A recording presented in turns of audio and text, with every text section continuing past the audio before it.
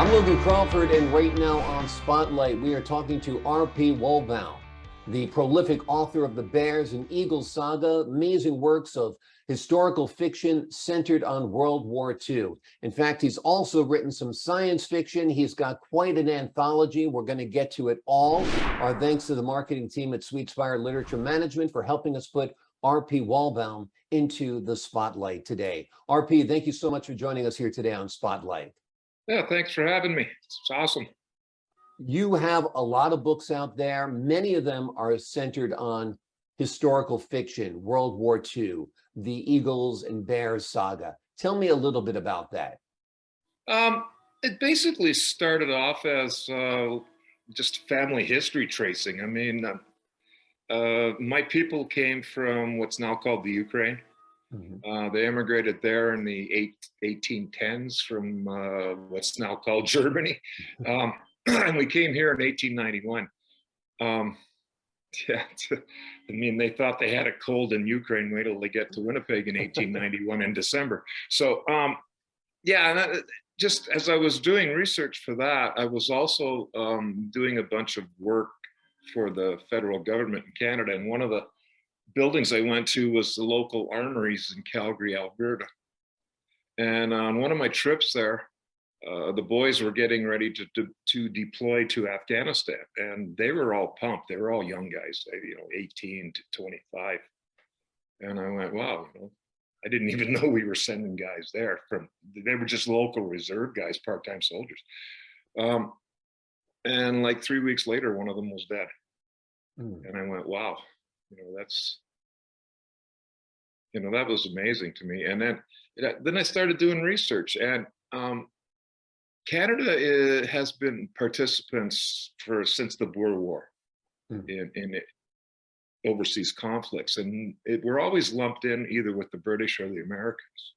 So I said, well, hey, let's bring that to the fore.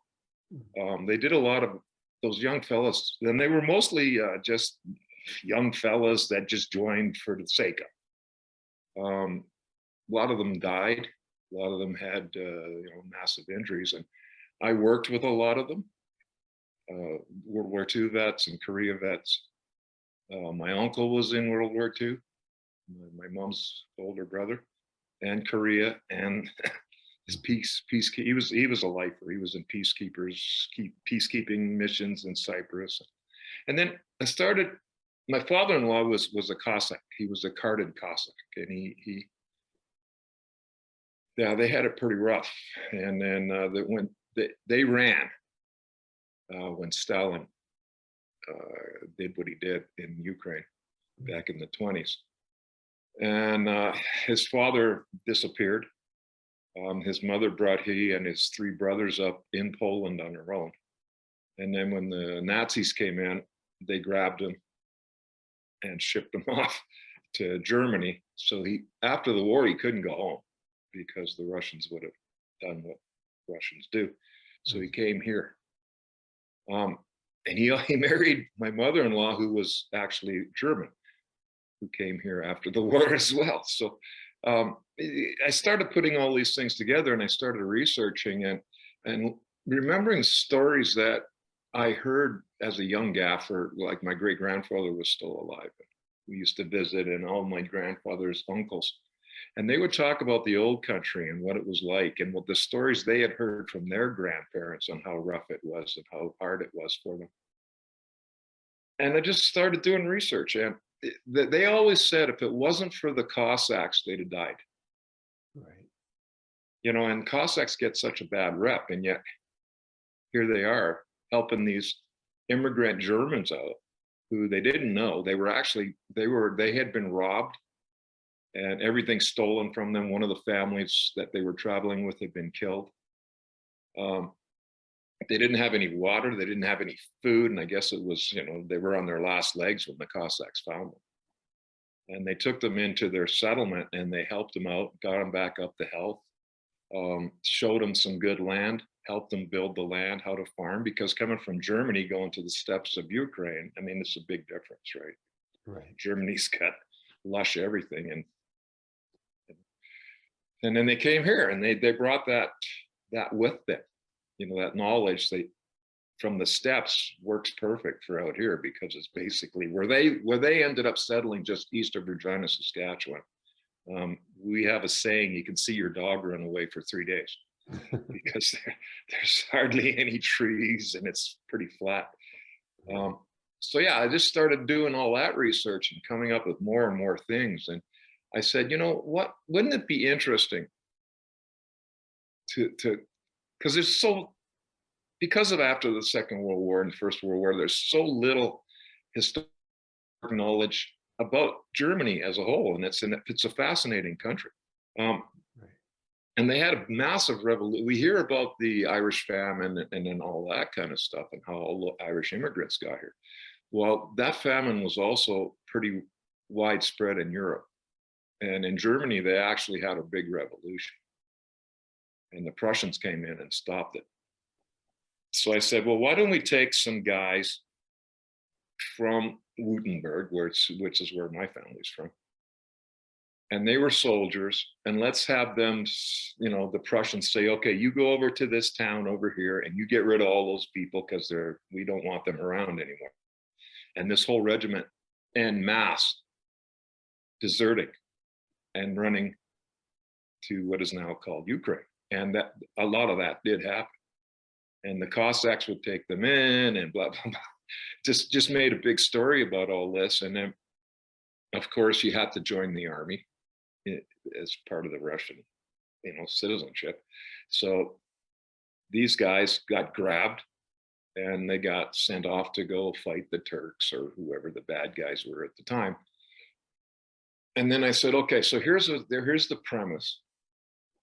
So I start off with a bang on the first book, and it's 5 guys, young fellas, 18, 19 years, maybe 20 years old. And I went, what would I feel like, having never seen this before? And I got a whole bunch of these, I call them Turks, because there was a lot of raiding and stuff going on at that time. And you got these guys with lances and swords attacking you and your 5 buddies. And you're just standing there. How would I feel? So that's why I've got them, you know, they're scared. They're dropping bullets after their first shots. They don't know what's going to happen. So that's kind of how I put myself in those situations.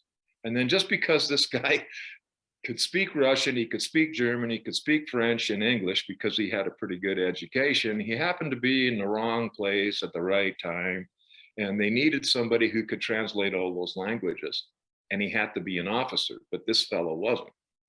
Right. So they made him an officer, and they gave him they made him a minor baron, and, you know, with out in the middle of the sticks someplace, just so he could fit in.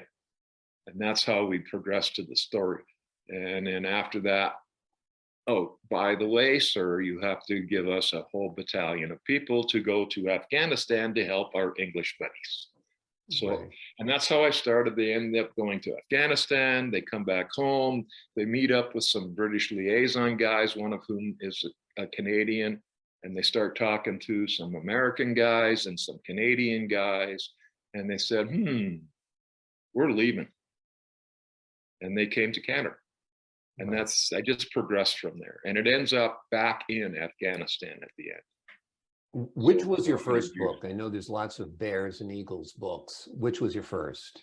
Bears and Eagles was the first. Just Bears and Eagles. Now, for the folks at home, explain what Bears and Eagles are. Okay. The Bears would be the Russian part.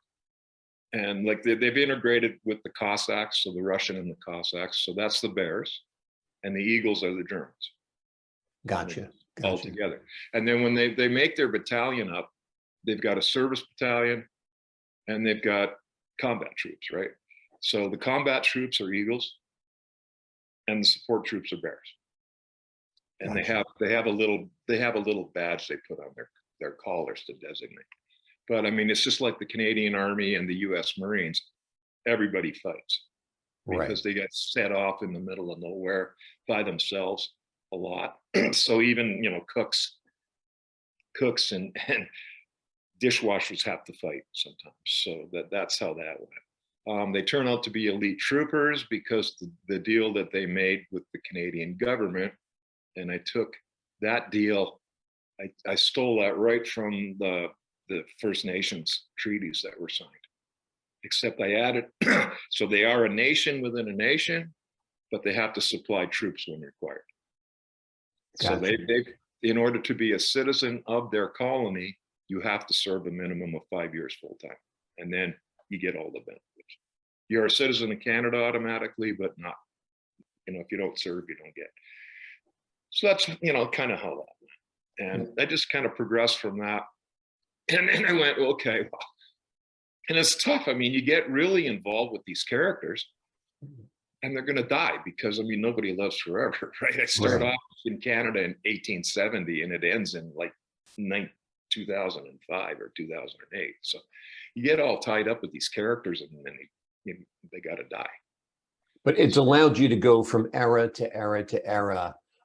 Yeah. And experience through the eyes of these soldiers, the soldiering experience, which is quite unique. And the whole family. And, because I grew up with soldiers and stuff, and they're tough guys, but they also aren't. I mean, they feel it. They just don't let anybody know. One of the things that I noticed, because I had, all the Second World War and First World War relatives and stuff like that, hearing their stories, and then meeting fellas from Vietnam and the differences. So the differences are the boys in the First World War and Second World War in Korea went by boat and train. So they had a lot of time to download with their buddies and unload all that stuff, right? Whereas the one fella that I spoke to from Vietnam said he was in a firefight in the morning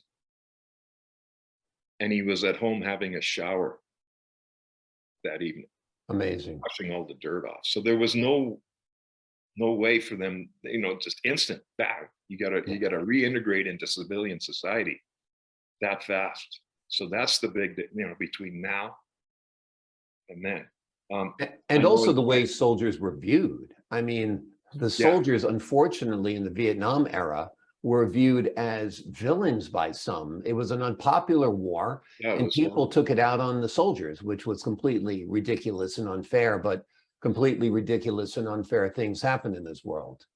Yeah, and that's, a lot of, I've got pros and cons comments on how I portray stuff, but, that's the way things were in the 1870s. It's just the way they were. And why gloss over it? I mean, there's so much glossing over of the West and how things were happening there. It wasn't nice. I mean, when you're in war, it's not nice. I spoke to one fella and I said, what would happen with a German soldier if you just shot your buddy and he threw his rifle down and surrendered? And he said, what do you think would happen? Right.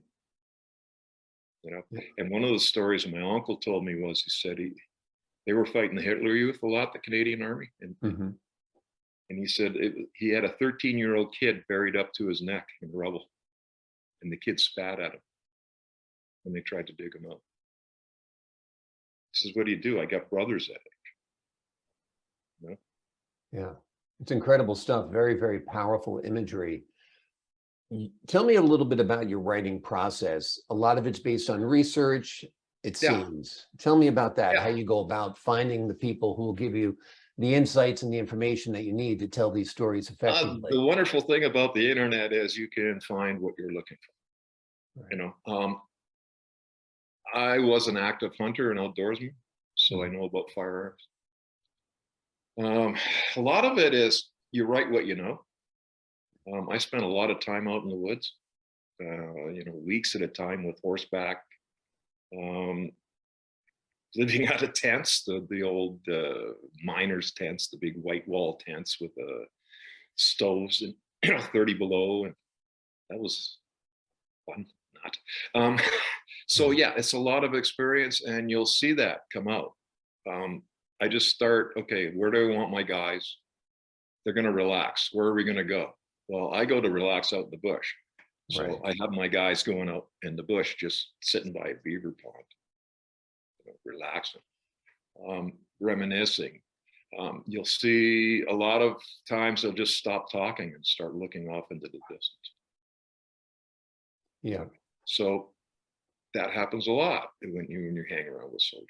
So yeah, I write what I know. I've done a lot in my life. I've flown airplanes. I car raced for a while. I did a lot of hunting and fishing, you know, and I was a dad. Mhm. Right. So a lot of the love scenes in that are based on my life and my wife's and how I felt. I mean, I feel, I have to feel it, and then I try to paint a picture. Absolutely. Absolutely. You have to live a life if you're going to be a strong writer. I feel that you have to have a lot of experiences. I'm a journalist. I like to think that I'm a good writer because I've seen so much of life. I've been there in 9/11. I've been there for the downing of JFK Jr.'s plane. I've been there for multiple presidential elections. And like you said, it all becomes part of you. It all becomes part of your story, and it all becomes something you can tap. Yeah, I mean that's what I try to do. Yeah. I know with my first book, um, you know, you're all in a big rush and you're, oh yeah, this is going to be great and all that kind of thing. I'm going to rewrite it because I think it's almost 200 pages and I think I only had like 10 chapters. So I mean, I got to split it up a little bit. You know, it's a learning process, right? I mean, Right. when I start writing, I just write. Some of my sentences are like 12 pages long. Right. I just write. I get it out of my head Yeah. before Yeah. I lose it.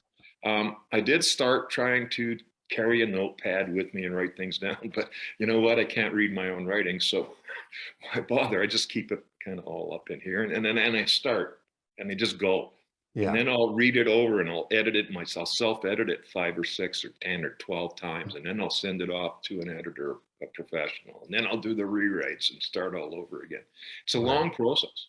It is. You have to be patient and you have to throw your ego out the window because the editor is actually looking after your best interests. So what I like to say, yeah, I read your comments. I go outside and kick the side of the house 2 or 3 times and then come back in and agree with what you're saying. Exactly. So I Most mean, most yeah, writers will tell you that the art of writing is the art of the rewrite, where you have the yeah, good idea.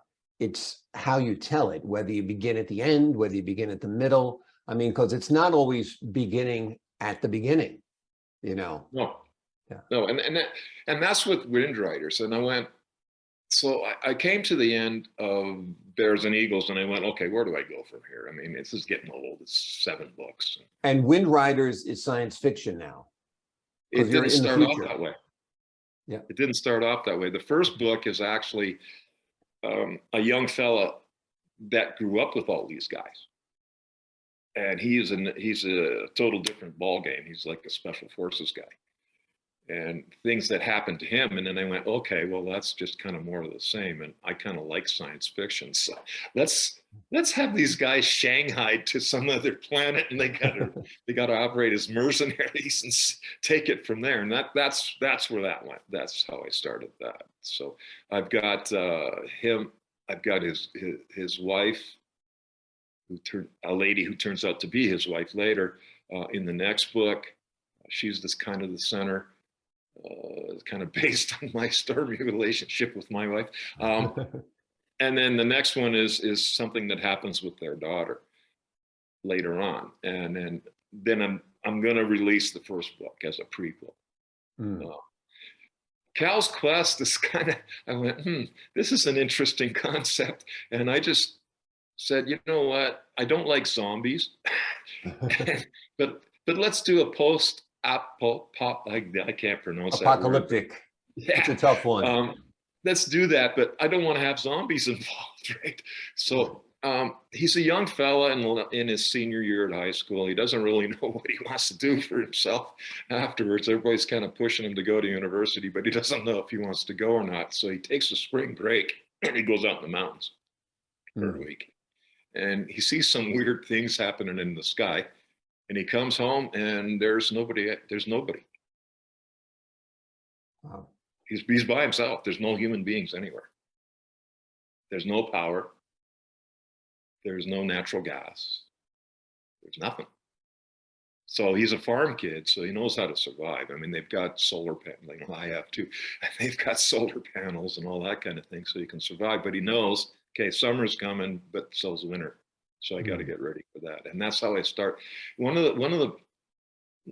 My editor and a couple of comments I got from readers said, "Wow, that's the first book where you go through the first 30 or 40 pages and nobody says a word." That's quite a compliment. It's all dialogue, and it's okay. How would I feel? What would? Because I grew up.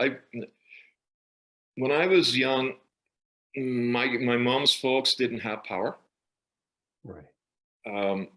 They cooked off of coal and wood stoves in the middle of the prairie in Saskatchewan. So okay, this is how we got to do it. My grandfather used to take me out to milk cows and do all the other chase chickens that don't have heads on and things like that. Right. So yeah, and I helped my mom and grandparents can. So I know how to, it would take me a while, but I do know how to do that. And I asked my kids, what would you guys do if the power went off tomorrow? Right. And stayed off. And the kids today have no idea, because if it's not on their phone, if it's not on their computer, it's it's tough. Well, I mean, we try to instill, different skills in them, but, in this digital age, they're not out splitting wood too much, I guess. And because I raced cars, I know that gasoline does go bad. Right. So what are you going to do then? Yeah, there might be a lot of gas laying around, underground and things like that, but what are you going to do when it doesn't work anymore? Right. So yeah, it's just kind of putting all, and then, like I say at the end, in my blurb, he's all alone. Where is he?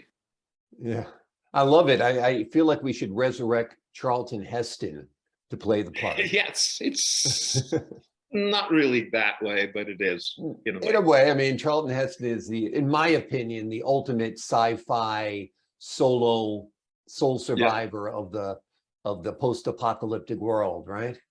Yeah, I don't want to give too much away, but he ends up meeting, one by one, people kind of show up. So, right. And it's just, hey, they all got to get together, and especially out here. I mean, you're going to die. Right. Mother Nature doesn't horse around up here. So if you're not set up, you're going to die. And it seems like the lessons that nature has taught you living there in Western Canada have been very influential in your work, where people literally die if they miss the bus, right? When I 3 or 4 years of my early working career, I worked on the Canadian Pacific Railroad as a lineman, and there were graves along the side of the line. And you do some research, and there would be a big snowstorm or something, and then they would find these people dead in their homes, either frozen to death or a lot of people went crazy. Yeah, cabin fever, right? Yeah, it wasn't pleasant out here. Yeah. Where exactly are you in? Not exactly, but whereabouts are you? Are you in Calgary? Where are you? I'm about an hour north of Calgary. Okay. So I'm not really in the desert, but I'm close. Close, yeah. I've been to Calgary, and it's not New York City. It's a nice little city, but getting an hour outside of Calgary, you've got a lot of open land around you. Yeah. I'm spoiled. Okay, let's just face it. Pretty much everybody in Alberta is spoiled. I can go an hour east, and I'm in there is actually sand dunes and badlands. Like Drumheller's an hour. That's where the Royal Tyrrell Museum is. It's not as deep or as wide as the Grand Canyon, but that area has a lot of badlands and big canyons.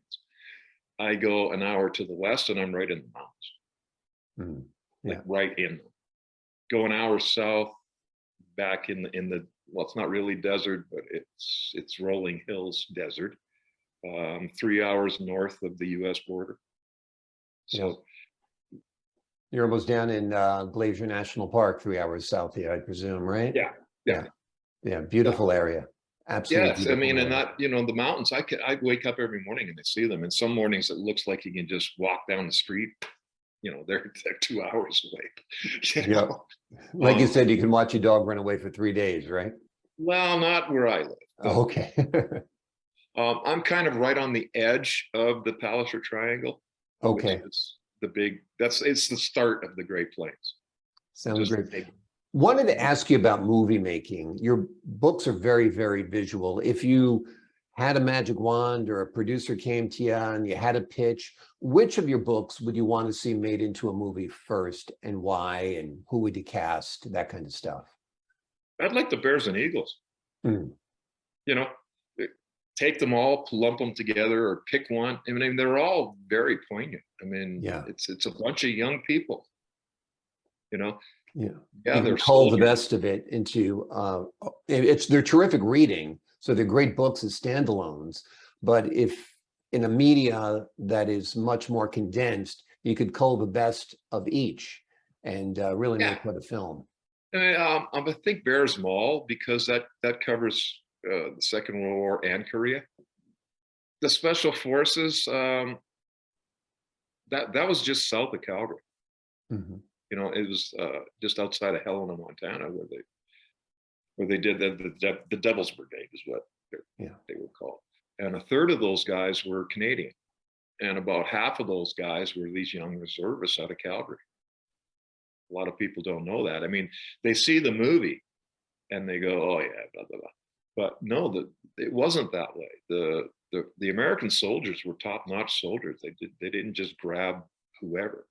And the same with the Canadians. So absolutely.